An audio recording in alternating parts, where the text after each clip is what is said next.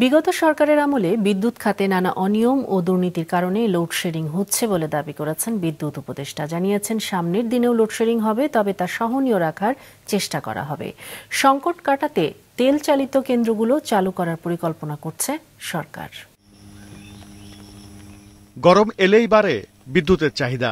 দেশে 18,000 মেগাওয়াটের বিপরীতে বিদ্যুতের যোগান রয়েছে 16,500 মেগাওয়াটের মতো।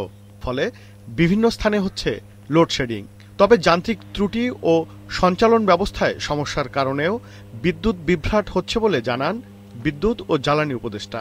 একটা ফিউজ চলে গেছে, একটা ট্রান্সফরমার নষ্ট হয়ে গেছে, ওটা আবার রিপেয়ার করলে আবার এটা চলে না। কারো বাড়িতে বাড়িতে বিদ্যুৎ না থাকার এটাও একটা কারণ, যে ট্রান্সমিশনটা, এবং এগুলো কিন্তু গ্রীষ্মকালে বেশি হয়, মানে এই ফ্রিকোয়েন্সি এগুলো বেশি হয়। ব্যাপক যে দুর্নীতি হয়েছে এই যে ট্রান্সমিশনে বিভিন্ন যে নিম্নমানের যে পণ্য করছে, এগুলোর কারণেই কিন্তু এগুলো বেশি হচ্ছে।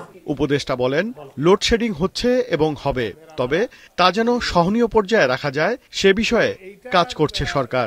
শহর গ্রামের মধ্যে হবে না, যে আমি বলছি যে লোডশেডিং এটা সমানভাবে করতে হবে। তেল ভিত্তিক যেসব যারা বিদ্যুৎ কেন্দ্র, সেগুলো বাধ্য কিছুটা চালাচ্ছি, কিন্তু পুরো দামে চালাচ্ছি না।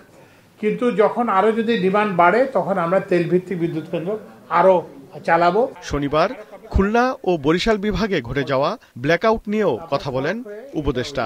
Aminbazar Gopalganj double line circuit লাইনে একটা ফল্ট হয়েছে। ফল্ট মানে হচ্ছে দুটো তার একত্র হয়ে যাওয়া বা কাছাকাছি হয়ে যাওয়া, এটার ফলে কিন্তু এই জিনিসটা হয়েছে। ইতোমধ্যে ওই বিপর্যয়ের কারণ ও ভবিষ্যতে গ্রিড বিপর্যয় এড়ানোর লক্ষ্যে 8 সদস্যের কমিটি গঠন করা হয়েছে, যাদের 7 কর্মদিবসে প্রতিবেদন দাখিলের নির্দেশনা দেওয়া হয়েছে বলেও জানানো হয় সচিবালয়ে সংবাদ সম্মেলনে। ওবায়দুল কবির, মাছরাঙা সংবাদ, ঢাকা।